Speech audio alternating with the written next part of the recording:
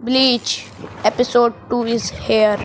Episode की starting में हम देखते हैं इचिको के फादर कह रहे होते हैं इचिको से, रात हमारे घर पे एक ट्रक वाले ने अटैक कर दिया था पी के, और इचिको की फटी पड़ी थी क्योंकि उसे पता था कोई ट्रक वाला नहीं था, वो एक मॉन्स्टर था। बट उसे इस बात की भी हैरानी हो रही थी कि उसके घर पे मॉन्स्टर ने अटैक करा था और उसकी बहनों को रात वाला इंसिडेंट याद नहीं था और वो शॉकिंग में था। फिर वो सोचता है थोड़ी देर दिमाग के घोड़े चलाने के बाद कि ज़रूर ये सब उस लेडी सोल रीपर का काम होएगा, और फिर मन में कहता है अच्छा तो ये उसी का काम हो सकता है।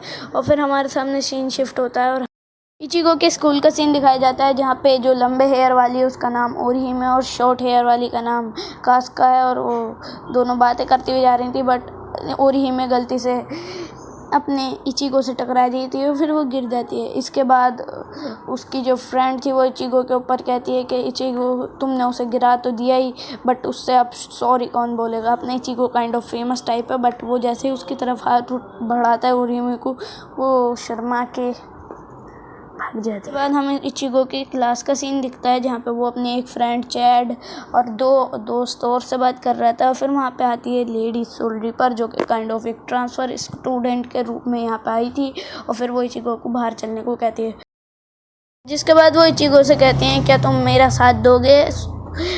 होलोस को मारने पे इचिको इस पे मना करता है कि मैं तुम्हारे चक्कर में अपनी फैमिली को क्यों खतरे में डालूं। तो वो कहती हैं कि मेरी पावर्स तुम्हारे अंदर है तो तुम्हारा फ़र्ज़ बनता है लोगों को बचाना। बट इचिको डिक्लाइन कर देता है उसको ओवर कि नहीं, मैं अपनी फैमिली को खतरे में नहीं डाल सकता because of you pitch girl. मतलब हाँ, वो ये नहीं कहता है, बट हाँ वो कहता है यही, मतलब काइंड ऑफ यही मतलब निकल रहा था उसकी बात का। फिर वो अपना ग्लव्स पहनती हैं और soul reaper literal one shot में इचिको की सोल रीपर वाली जो फॉर्म होती है, काइंड ऑफ ये सोल होती है, उसे बाहर निकाल देती है और इचिको की फट जाती है अपनी बॉडी को देख के।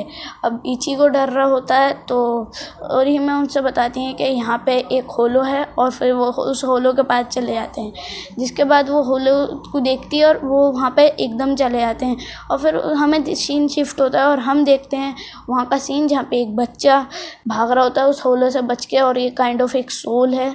और फिर इसके बाद इचिको यहाँ पे आ जाता है। लेडी सोल रीपर पूछती हैं क्या तुम एक स्ट्रेंजर के लिए अपनी जान खतरे में डालोगे। तो इचिको ऑफ कोर्स हाँ कहता है और वो उस होलो का पैर काट देता है। जस्ट लुकिंग लाइक अ वाव। भाई अगर ये सही से एनिमेट हुआ होता तो बढ़िया लगता है। फिर उसके बाद इचिको उनसे कहता है कि मैं अपनी डेस्टिनी खुद डिसाइड करूँगा कि मुझे क्या करना है क्या नहीं करना। और वो कहता है मैं खुद चाहता हूँ कि मैं जब चाहूँ मैं जब फाइट करूँगा। और फिर वो उस बच्चे के माथे पे अपनी स्वॉर्ड की बैक साइड रखता है और फिर वो सेरेमनी चालू हो जाती है जिससे सोल सोसाइटी में सोल्स को भेजा जाता है।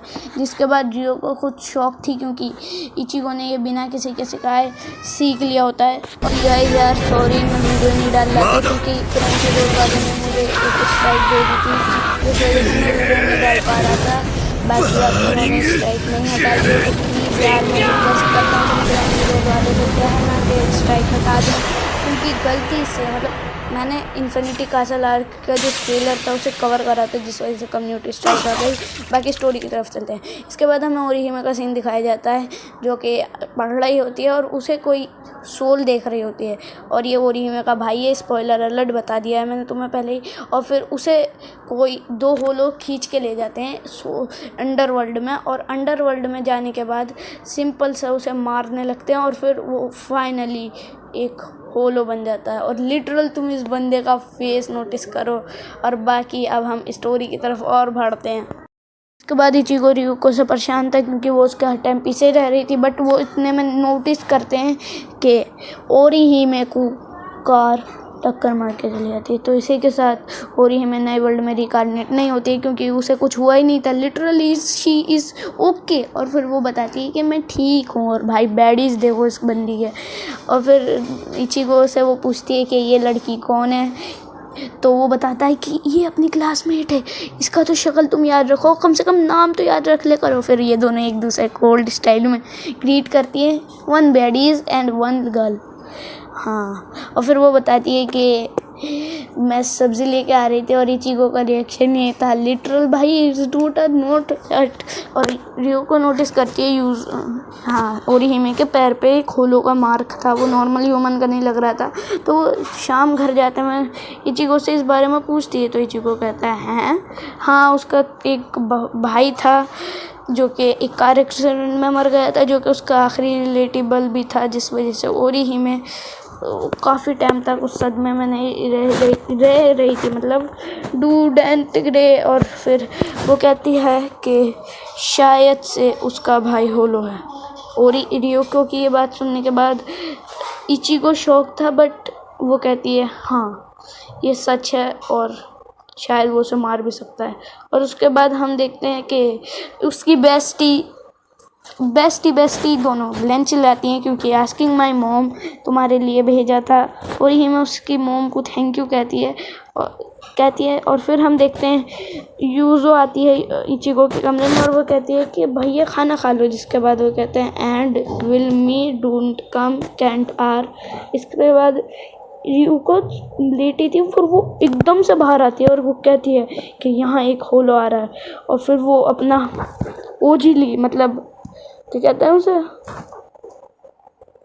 अब भाई मुझे नाम याद नहीं रहा है इस ग्रफ्स का। और फिर वो उसकी सोल निकाल देती है और इसी के साथ वहाँ आ जाता है ओरिहिमे का भाई। इट्स रियल भाई, इट्स का face, it's my favourite character in the bleach. But दोनों अटैक करते हैं, बट वो होलो काफ़ी इंटेलिजेंट था और उसके अंदर ह्यूमन कॉन्शियस इंसानी दिमाग था, तो वो डर के मारे वहाँ से भाग जाता है। फिर वो सोचती है कि ये इचिको ये ओरिहिमे का भाई है, तो जल्दी उसकी तरफ चलो।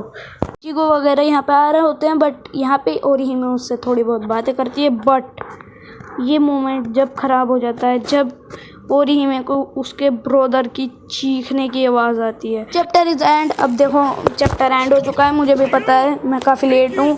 अब अपने नेक्स्ट पार्ट आएगा 25 को, जिसमें हम ब्लीच के एपिसोड 3 से एपिसोड 7 तक कवर करेंगे। अगर तुमने इस वीडियो को एंजॉय करा है तो आई होप करता हूँ तुम लाइक करोगे, और बाकी बाय बाय।